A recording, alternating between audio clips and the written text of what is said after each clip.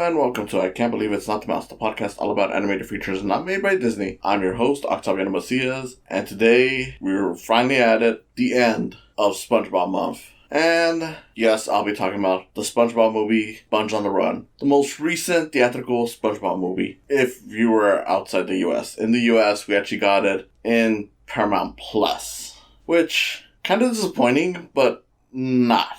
And I'll get into that in a bit. Before anyone mentions, yes, these podcasts are filmed in advance. I'm actually recording this one on the same day that I did the second movie.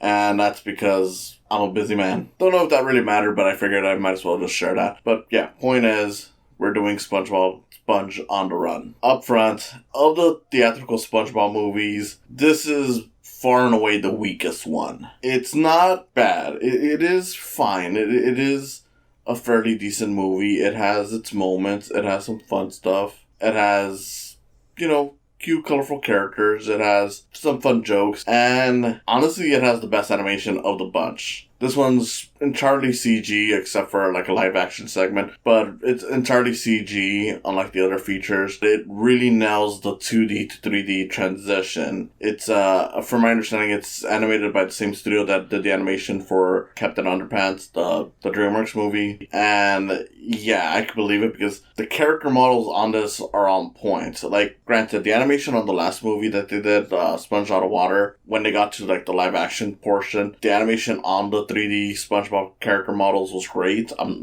Definitely. But this one takes it to a whole nother level. Like, at times it feels like stop motion. At times you can, like, if you stop the movie, like, at the right moments, you'll notice that it's doing, like, the little animation tricks that they do in 2D, where it's like, okay, to make him look more fluid, to make each, piece of animation look more natural, you get like these little like in between sketches where it's like, okay, there's extra hands or extra eyeballs or stuff like that just to emphasize the movement. You get that in this, and it's crazy how well they capture it.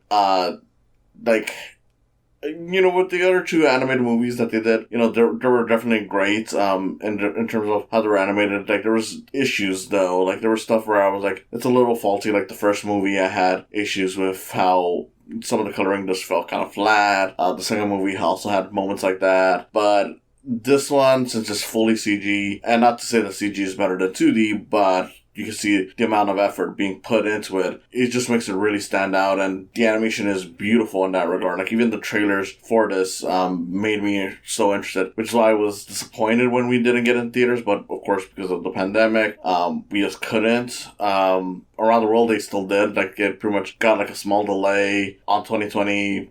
Then it got released. Then for us in the US, we had to wait until pretty much the following year, 2021. And even then, it was just a Paramount Plus only release, which is a shame because it is a really beautifully animated movie that deserves to be seen on the big screen, at least on that front. Unfortunately, yeah, this one's not a very great feature outside the animation. It still has its moments. I still enjoy the characters. I still enjoy the humor. But whereas the other two felt a little more crazy and a little more like they were kind of satirizing the Hollywood template, the second one definitely more so than the first. This one definitely feels more like your standard Hollywood reboot movie of like a known property.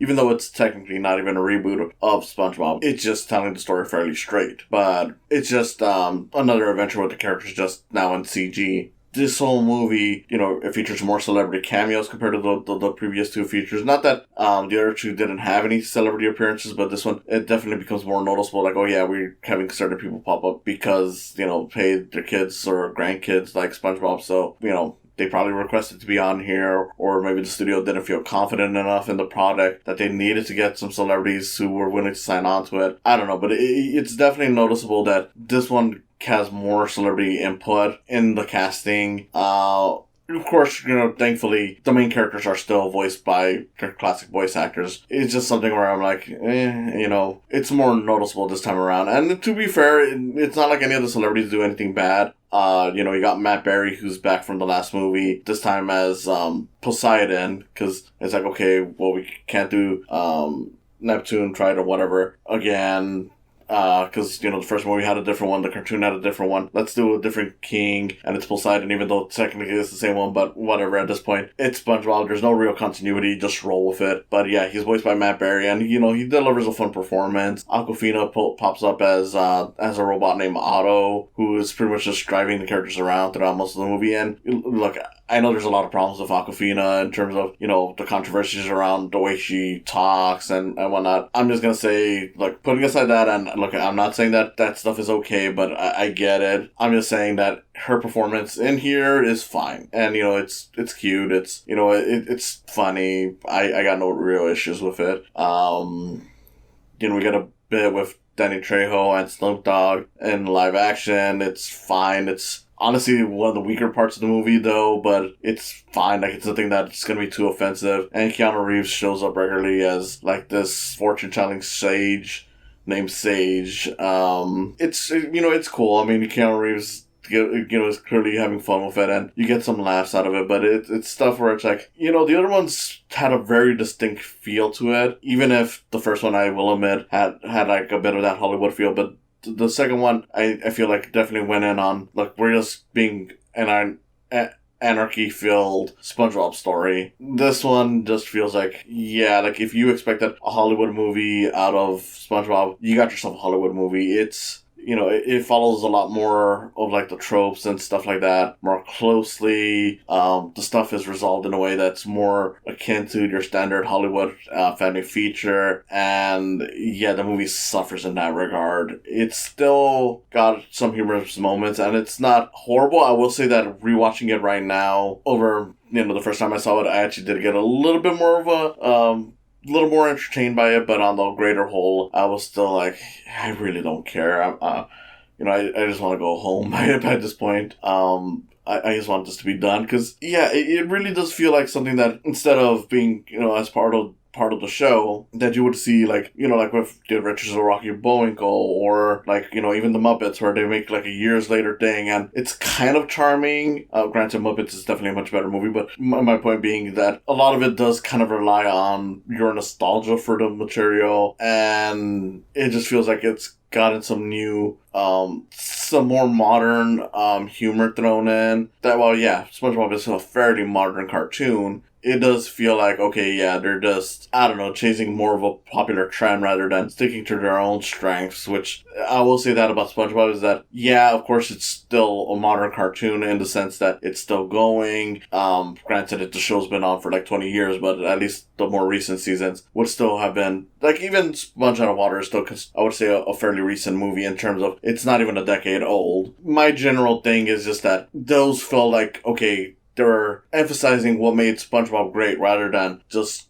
trying to chase, like, the humor and stylings of more modern stuff. That's where I feel like this one is at. Like, it definitely feels like something that you would have gotten out of, like, a DreamWorks, out of a Blue Sky, out of a, Illumination, even out of Disney. Like, if you're looking at their weaker efforts, where it's just like, okay, yeah, this is like the studio movie. This is the one that they just threw out because they had some extra cash lying around, and there's not really a whole lot of effort. That's what this one feels like, and I don't know if that's because Steven Hillenburg, the creator of the show, pretty much passed away during the production of this thing, or if it was just always going to be like that. But it definitely feels more like a studio-mandated version of what it is. It's, like I said before, like, it feels more like your typical Hollywood movie compared to the other features, which is a shame, because the other ones were so wonderful, and this one, while it definitely has its jokes, it's not one where I'm going to be quick to return to.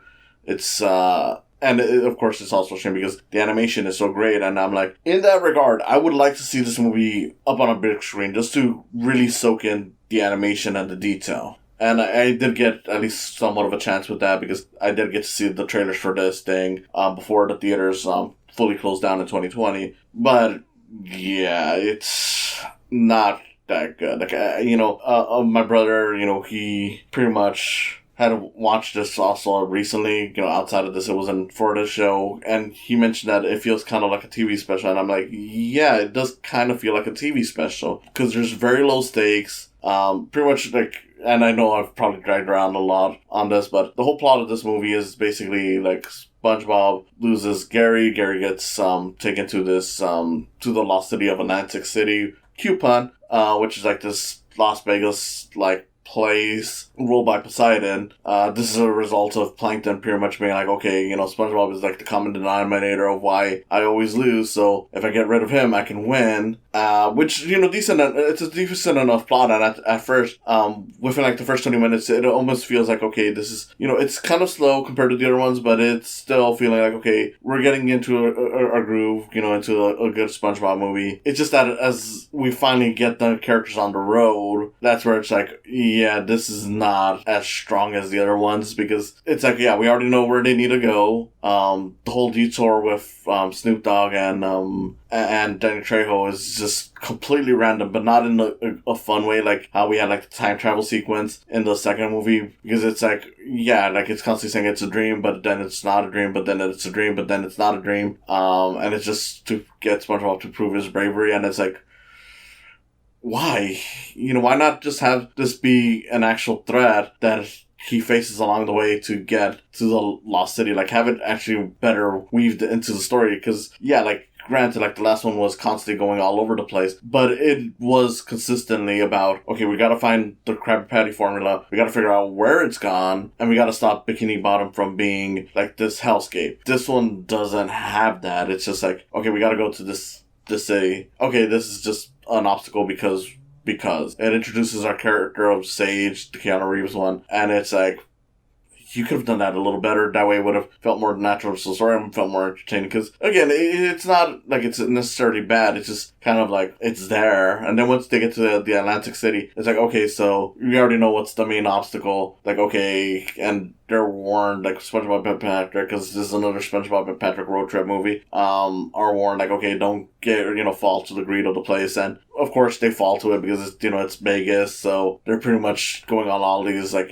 gambling sprees and whatnot. And I'm like, that's neat, but again, it does not really make sense to waste so much time on it. And it probably would have if they built it up more like, oh yeah, this place is, is an easy trap for people. Like, it maybe has a spell to, get people to be more selfish or greedy or whatever, but I mean, like, if it was SpongeBob and Mr. Krabs on this mission, that probably would have made more sense, because, of course, Krabs is the greedy one of the two. But since it's SpongeBob and Patrick, it just feels like, I mean, why are they that obsessed with this stuff? They're not really, like, and of course, not to say that SpongeBob and Patrick wouldn't get greedy, but it just feels like this is just padding this out. And this, of course, leads into the worst segment of the movie, which is where once SpongeBob and Patrick are confronted by Poseidon, they're pretty much taken to like a pretty much a court, which is done more like an entertainment thing, where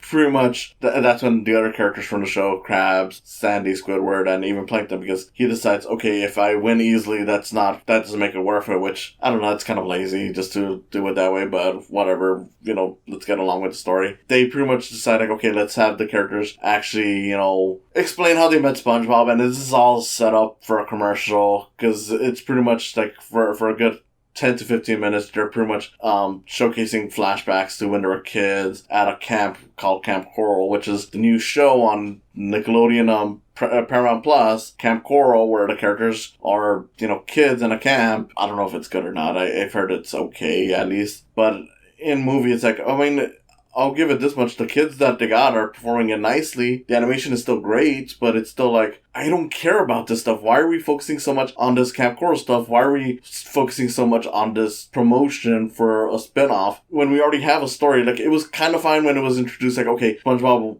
met Gary through camp, because it's like, okay, that's a cute way to set it up, and it's a cute enough scene, but, further showcasing this, but with other characters and just, like, the little misadventures that they had in camp, it's just like, why? Like, why are we wasting our time with this? It's where the movie really drags, and it's sad because this is the part of the movie that you'll remember the most, because it's certainly the part that I remembered the most when I first watched it, which is why it left such a negative feel. And even thinking about it now, it just leaves it so negative, because there's a lot to like about this movie, but because we have to do that whole thing, it drags it a lot. And of course, there's the problems throughout the movie beyond this, but this is the one where it's like, yeah, this is the thing that most needed to be cut out. It just didn't need to be there. You could have easily reworked it. You could have still had your promo for SpongeBob Kids, and you end up going with this, and it's like, no one needed this. No one wanted this. I didn't want it. No one wanted this. And it just goes on, and pretty much it's like, okay, well, after that's done, we have our escape, and we're getting chased by the guards, and okay, SpongeBob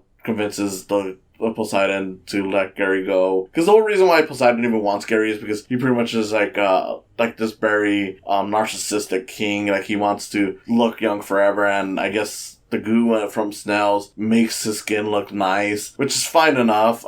It's kind of weird because it's like, it's showcased that he does have a lot of snails, it's just that he's already absorbed all their goo. So it's like, you know, okay, we're having my slaves, which I'm like, I mean, I guess, but wouldn't the snails just, you know, start, you know, doing more of that goo over time? It's like, okay, why not just let the snails, you know, rest, and then they'll have more goo? But even, you know, ignoring that, it's just like, okay, so it's emphasized like the reason why, you know, Gary is because apparently it's like, oh, all the snails are gone and Gary's the last one, which I'm like, I mean, I know that the show has no continuity, but we've constantly seen that snails are fairly common, and we know that they're fairly common. It's not like they even tried to make Gary into a special kind of snail, so it's just like, I don't know, man. It's a lazy plot. Like, it's lazier than the crown thing from the first movie, because at least with the crown thing, like, you know, yeah, it's kind of dumb, but they acknowledge that it's kind of dumb, and, you know, it's part of the joke. With this one, it's kind of playing it straight to the point that it's like, yeah, it's not really being absurd at this point. It's just you doing the thing fairly straight, and it doesn't help anyone. It's not really useful.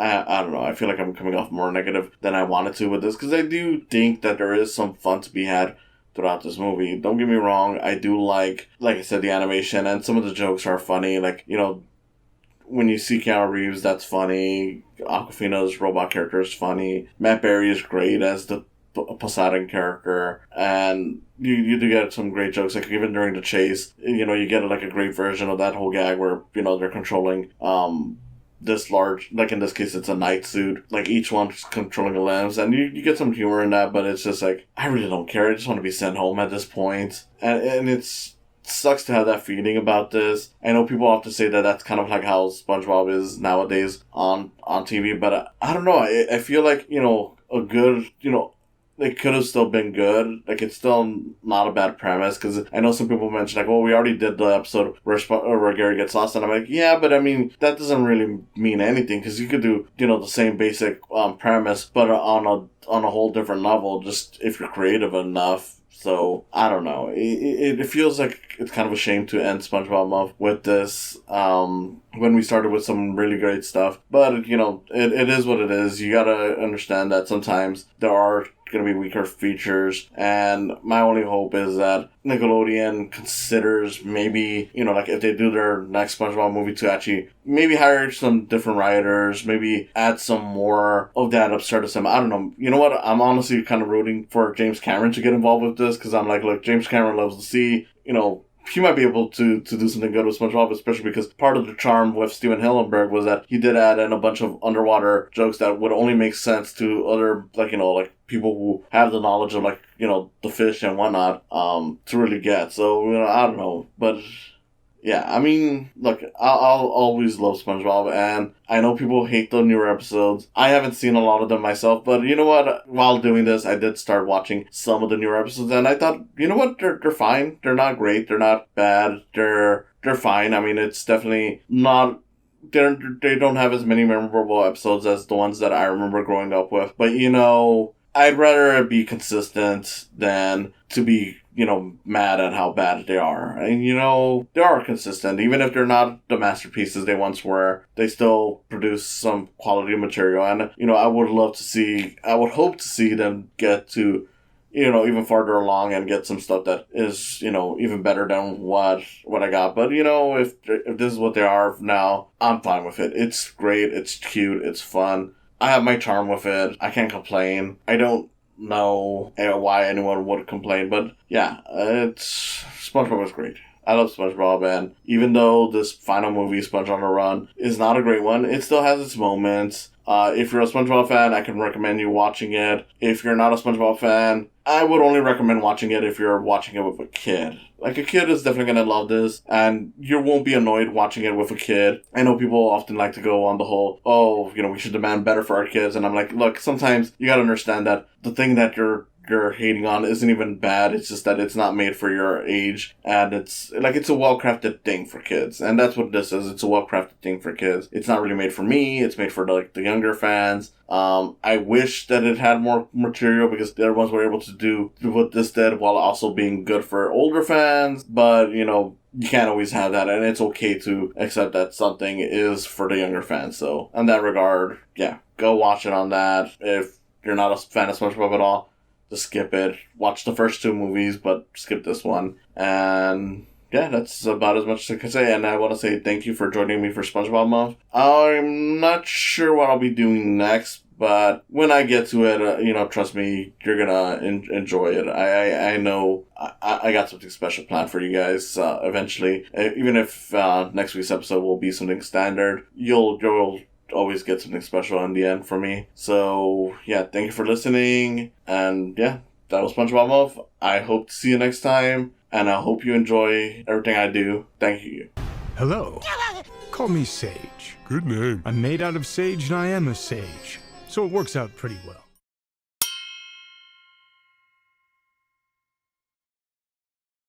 Thank you for coming on and listening to me today. If you enjoyed it, you can always subscribe to my YouTube channel. You can follow my podcast. It's on Podbean, Spotify, or Apple Podcasts. And if you want to support me even more, there's always the option of Patreon.